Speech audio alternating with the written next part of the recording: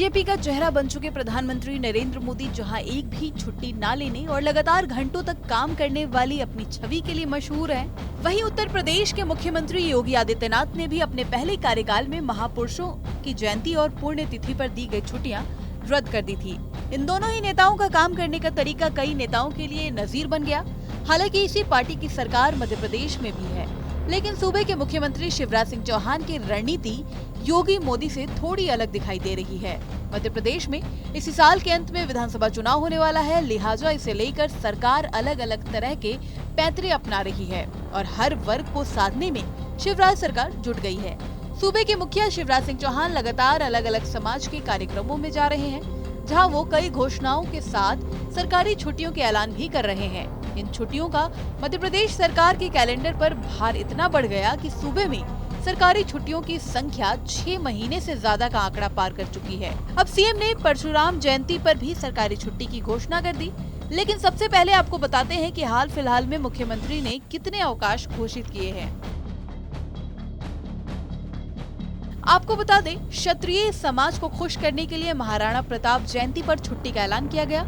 जाट जाति ने बड़ा सम्मेलन किया, वहां भी सीएम शिवराज ने तेजाजी जयंती पर ऐच्छिक अवकाश का भी ऐलान कर दिया। भगवान चित्रगुप्त के अवसर पर भी मुख्यमंत्री ने ऐच्छिक अवकाश की घोषणा की। आदिवासी क्रांतिकारी बिरसा मुंडा की जयंती पर भी सरकारी छुट्टी की घोषणा हुई। अब ब्राह्मण जाति को खुश करने के लिए परशुराम जयंती पर अवकाश की घोषणा की गई। दलितों के लिए संत रविदास जयंती पर भी छुट्टी का ऐलान किया गया। भोपाल गौरव दिवस पर 1 जून पर भी छुट्टी घोषित की गई। अब बात सिर्फ इन्हीं कुछ छुट्टियों की नहीं हो रही है। अब जो आंकड़ा हम आपको बताने जा रहे हैं उसे जानकर आप हैरान रह जाएंगे। मध्य प्रदेश में पहले हफ्ते में 6 दिन सरकारी कामकाज होता था, लेकिन कोविड के बाद इसे 5 दिन कर दिया गया। यानी पूरे साल में 96 दिन तो सिर्फ शनिवार रविवार की ही छुट्टियां हैं। साल में 25 सरकारी अवकाश घोषित है। साल में 64 ऐच्छिक अवकाश घोषित है। करीब 10 अवकाश सीएम ने हाल ही में घोषित किए हैं। कुल 195 दिन यानी करीब 6 महीने की छुट्टी है।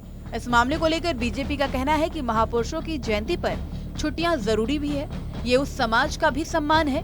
वर्किंग आवर भी बढ़ाया गया है। इसे चुनाव से जोड़कर नहीं देखना चाहिए। उधर कांग्रेस शिवराज सरकार को घेरती नजर आ रही है। हम सबकी आस्था के केंद्र और मान्यता के केंद्र जो महापुरुष है, उन महापुरुषों के जयंती पर या उनकी पुण्यतिथि पर उनके स्मरण में अवकाश घोषित होना, ऐच्छिक अवकाश घोषित होना, ये मैं समझता हूँ कि सरकारों को उनके प्रति अपनी श्रद्धा और अपना आदर प्रकट करने का एक माध्यम है। वहीं समाज के कई विभिन्न वर्गों के जो इस प्रकार की मांगी भी आती है, जिसे कि सरकार को मानना होता है। मैं समझता हूँ कि हमारी सरकार ने वर्किंग आवर्स बढ़ाने का काम किया है। पहले जहाँ 6 घंटे काम होता था प्रतिदिन, उसको 8 घंटे 10 घंटे करने का काम किया है। तो काम के घंटों की पूर्ति जो है हमने इस प्रकार से करने का काम किया है।